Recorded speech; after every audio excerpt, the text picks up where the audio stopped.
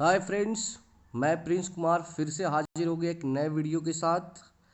और रोज़ की तरह आज भी मैंने इतिहास का तीसरा पार्ट लाया है। यहाँ पे पार्ट 2 लिखा, उससे घबराएंगे नहीं। ये तीसरा पार्ट है। पहले मैं बता दूं कि कल मैंने पार्ट 2 में क्या क्या पढ़ा था। और चैप्टर का नाम है यूरोप में राष्ट्रवाद, इकाई 1। अंग्रेजी में इसको हम लोग कहेंगे नेशनलिज्म इन यूरोप। ठीक है। और क्लास 10th बिहार बोर्ड का ये है। तो कल के क्लास में हमने पढ़ा था जुलाई 1830 की क्रांति, कि चार्ल्स एक्स कैसा व्यक्ति है। उसने अपना प्रधानमंत्री बनाया पोलिंग लेने को, लेकिन वो लोगों में ज़्यादा अपना पहचान नहीं बना पाया। फिर धीरे धीरे लोग उससे काफ़ी उदास हो गए, उससे लोग दुखी हो गए, जिसका परिणाम ये हुआ कि आगे चलकर 28 जून 1830 ईस्वी को जुलाई की क्रांति शुरू हो गई, जिसको हम लोग जुलाई 1830 की क्रांति के नाम से जानते हैं। तो इन सारी चीज़ों के बारे में हमने कल के क्लास में जानकारी किया था। और आज हम लोग बढ़ते हैं अपने अगले टॉपिक पर।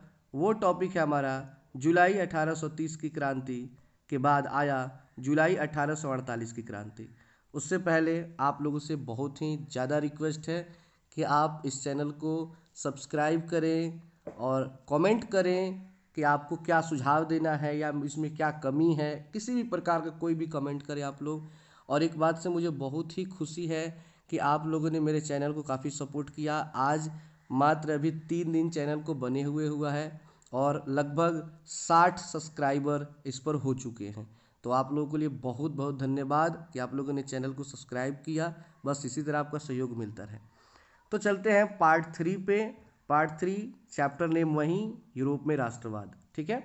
अब शुरू होता है कि 1830 की क्रांति तो हुई फ्रांस में, लेकिन 1848 ईस्वी क्रांति क्यों और क्या क्या हुआ, इसके बारे में जानते हैं। ठीक है। तो शुरू करते हैं। लुई फिलिप एक उदारवादी शासक था।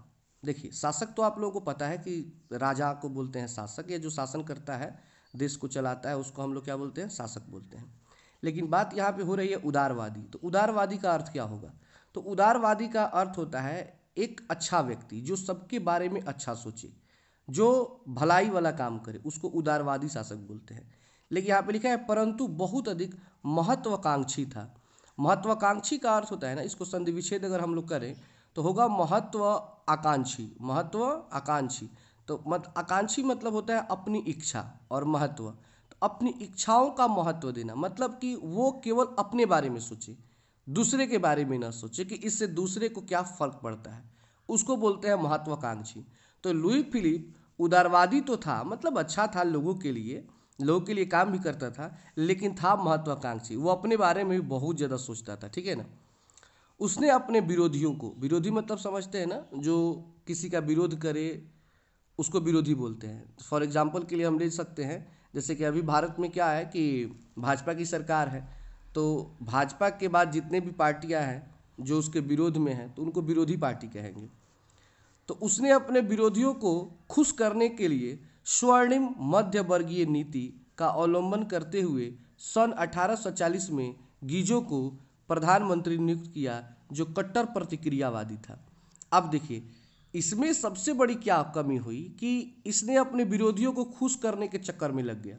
खुश करने का चक्कर का अर्थ हुआ कि मतलब इसको लगता था कि जो मेरे साथ हैं वो तो मेरे साथ हैं ही, लेकिन जो मेरे साथ नहीं है, अगर मैं उनके लिए कोई काम करूँगा, ठीक है ना, तो वो मेरे साथ हो जाएंगे, मतलब पूरा देश हमारे साथ हो जाएगा। लेकिन उसको ये पता नहीं था कि ठीक है, जो तुम्हारे विरोधी हैं वो तुम्हारे साथ हो सकते हैं, लेकिन जो तुम्हारे साथ हैं वे तुमसे अलग हो जाएंगे। कारण क्या है?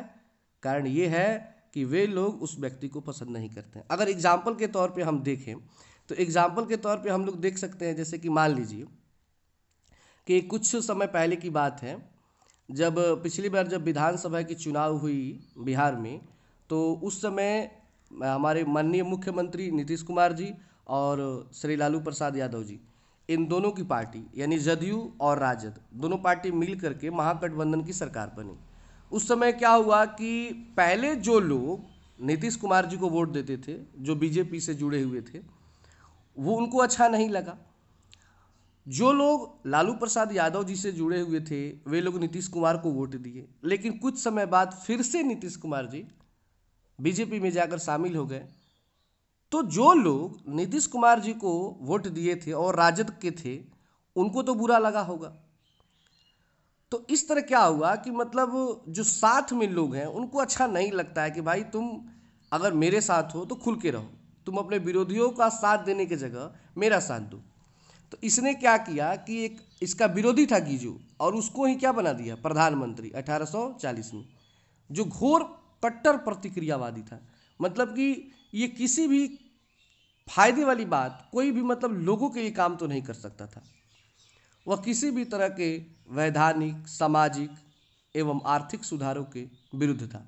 मतलब वैधानिक मतलब वो संविधान को नहीं मानता था, कोई भी सामाजिक काम उसको नहीं करना चाहता था, कोई भी आर्थिक सुधार मतलब इकोनॉमी जिसको हम लोग बोलते हैं, पैसा रुपया के बारे में, इस सब के खिलाफ था। वो नहीं चाहता था किसी भी प्रकार का देश में कोई विकास हो। लुई फिलिप ने पूंजीपति वर्ग को साथ रखना पसंद किया। देखिए, पूंजीपति वर्ग का अर्थ होता है धनी मनी लोग, जिनके पास संपत्ति ज़्यादा हो। तो ये ज़्यादा दोस्ती लुई फिलिप किससे करता था? पूंजीपतियों के साथ, जो ज़्यादा धनी मनी लोग हैं। अब ये तो भाई गरीब लोगों को अच्छा लगेगा नहीं, क्योंकि सबको पता है कि दुनिया में हर देश में गरीबों की संख्या यानी मध्यम वर्ग के लोगों की संख्या ज़्यादा होती है और पूंजीपति लोग कम होते हैं, मतलब धनी मनी लोग कम होते हैं। लेकिन ये क्या करता था कि लुई फिलिप पूंजीपति वर्ग के साथ रहता। देखिए, कोई भी सरकार या कोई भी राजा अगर पूंजीपतियों के साथ है तो आने वाले टाइम में अगर वहाँ पे लोकतंत्र है तो वो चुनाव हारने के कगार पर होगा, क्योंकि ज़्यादातर संख्या मध्यम वर्ग की होती है और वे लोग ये पसंद नहीं करते हैं। जिसे शासन के कार्यों में अभिरुचि नहीं थी। देखिए, आप एक शब्द है अभिरुचि, मैं जितना भी रेड कलर से वर्ड करता हूँ ना, ये वर्ड थोड़ा ध्यान दीजिए, इसको मैं समझाने का प्रयास बहुत करता हूँ, और नहीं कहीं पे प्रॉब्लम होती है तो आप लोग कमेंट कर सकते हैं, उसको फिर से समझाया जा सकता है। तो अभिरुचि, अभिरुचि का अर्थ होता है इच्छा। मतलब उन लोगों को अपने साथ में रखता था मंत्रिमंडल में जिन लोगों को इच्छा भी नहीं था काम करने का, फिर भी उसको रखता था खुश करने के लिए। अब बताइए, जिस व्यक्ति को काम करने का मन नहीं है उसको अगर आप ज़बरदस्ती काम में रखेंगे तो कितना देर काम कर सकता है? वो काम तो अच्छा होगा नहीं, क्योंकि बिना मन का काम जो होता है वो अच्छा नहीं होता है। कहा जाता है ना कि हमारे मतलब भोजपुरी में कहावत है कि बिना बियाह के मन कनपटी से। मतलब शादी करने का अगर मन ना हो तो आदमी सिंदूर मांग में लगाने की जगह कनपटी पे लगा देता है, ठीक है ना। तो उसी तरह बात है ये कि मतलब काम करने का मन नहीं है तो उसको ज़बरदस्ती रखिएगा तो जो करना होगा वो नहीं करेगा, कोई और उल्टा काम कर देगा। तो अभिरुचि भी नहीं थी, और जो अल्प मत में था, अल्प मतलब होता है कम और मत मतलब होता है संख्या, मतलब बहुत ही कम संख्या में भी थे।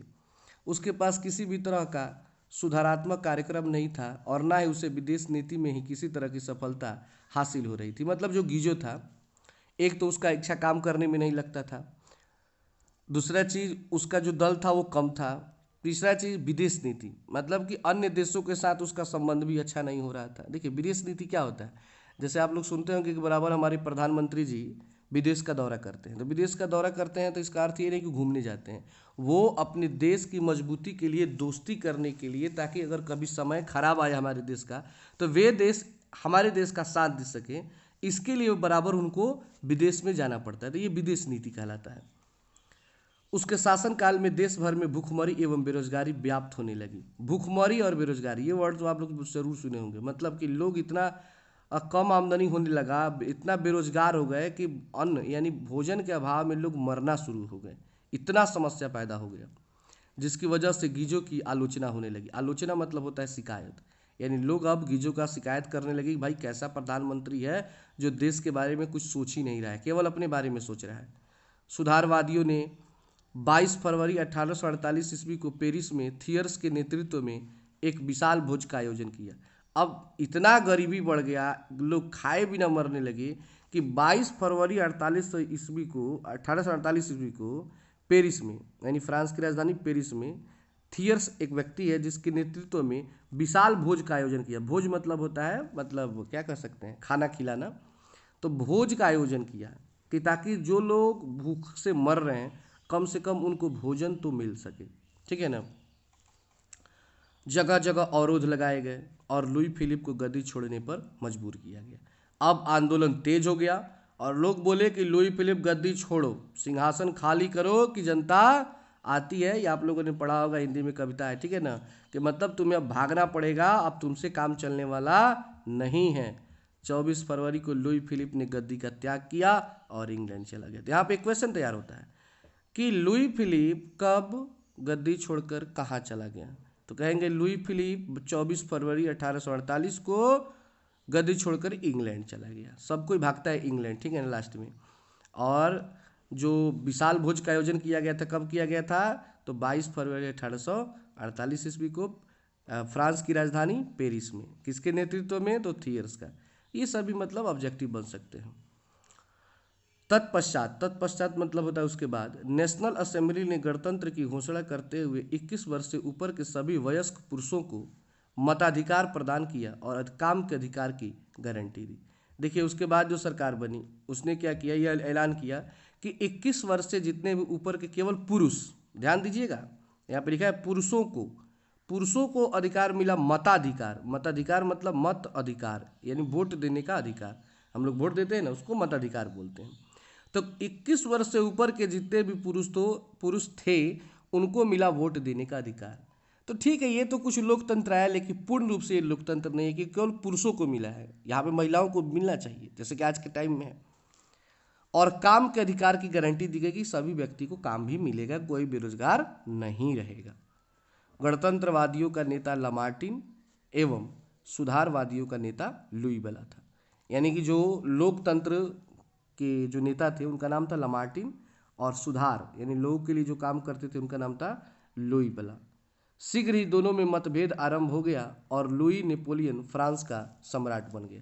अब हुआ यूँ कि दोनों आपस में लड़ने लगे और इसका फ़ायदा उठाया तीसरा व्यक्ति, लुई नेपोलियन उसका राजा बन गया फ्रांस का। यहाँ पे देख सकते हैं ये है लामार्टिन, ये बीच वाला आप लोग देख रहे हैं ये लामार्टिन है, ये गणतंत्रवादियों का नेता है। और सुधारवादियों का नेता लुई बेला, जो फर्स्ट में ये पिक्चर देख रहे हैं आप लोग, ये है लुई बेला। अब ये दोनों आपस में लड़ने लगे कि मैं यहाँ का शासक बनूंगा, तो मैं बनूंगा, ये बनूंगा। तो दो आदमी की लड़ाई में ना अक्सर तीसरा मजा लेता है। ये तीसरा आया लुई नेपोलियन, और इन दोनों की लड़ाई को ख़त्म करके खुद यहाँ का क्या बन गया, सम्राट बन गया। तो दो आदमी जब लड़ते हैं ना तो तीसरा मजा लेता है। कहावत है कि घर फूटे तो गंवार लूटे, मतलब अगर हम आपस में लड़ेंगे तो तीसरा कोई आएगा और हमसे आनंद लेकर चला जाएगा। इसलिए आपस में हमें कभी भी लड़ाई नहीं करनी चाहिए। फिर आगे देखते हैं।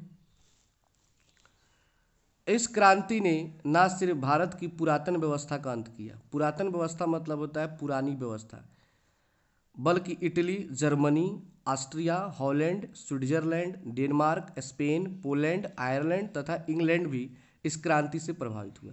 मतलब फ्रांस की क्रांति एक ऐसी क्रांति जो पूरी दुनिया को एक नया जोश दिया, एक नया रास्ता दिया कि अगर हम लोग आंदोलन करें तो हमारा देश आज़ाद होगा और वहाँ पे लोकतंत्र की स्थापना हो सकती है।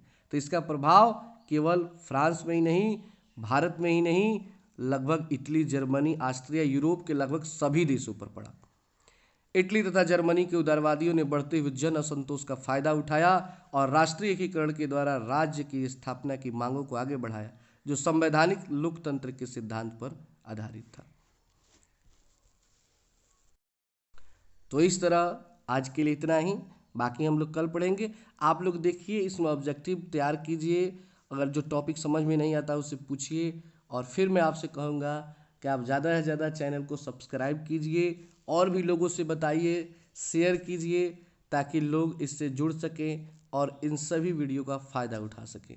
तो फिर मिलते हैं हम अगले वीडियो में बहुत ही जल्द, तब तक के लिए इतना ही।